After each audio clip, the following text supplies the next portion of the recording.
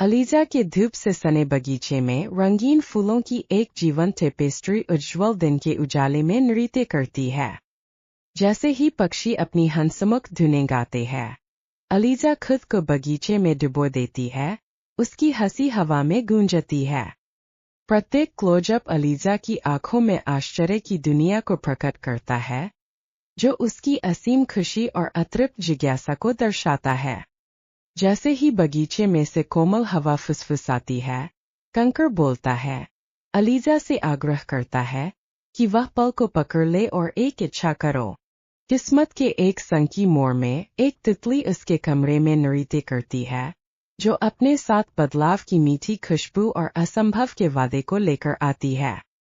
तितली एलिजा को एक हंसमुख हेलो एलिजा के साथ बधाई देती है, जो वास्तविकता की सीमाओं को तोड़ती है और शुद्ध मिलावट रहित आश्चर्य का एक क्षण जगाती है।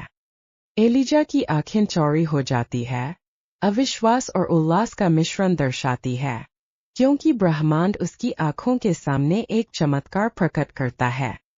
एलिजा की कोमल आवाज चुप्पी तोड़ती है जब वह पक्षियों का अभिवादन करती है। उनकी हंसमुख चहचहाहट धूप और मीठे जामुन की कहानियों से हवा भर देती है। मधुमक्खियों की भिनभिनाहट तेज होती जाती है, क्योंकि एलिजा अमृत की खोज के बारे में पूछताछ करती है। उनके छोटे पंख फड़फड़ाते हैं, क्योंकि वे सबसे उत्तम शहद बनाने की अपनी महत्वाकांक्षा साझा करते हैं। श्रद्धा के साथ एलिजा बुद्धिमान पुराने कछुए की ओर मुड़ती है, जो धैर्य का कालातीत ज्ञान और जीवन की सरल खुशियों के लिए प्रशंसा प्रदान करता है।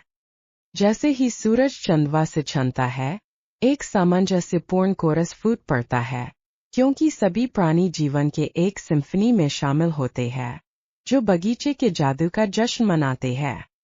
कंकर अपनी रात की प्रतिज्ञा फुसफुसाता है, प्रतिदिन एक इच्छा। शुभ रात्रि एलिजा। एलिजा वापस फुसफुसाती है, धन्यवाद जादुई दोस्त, क्योंकि वह जादुई पल को संजोती है।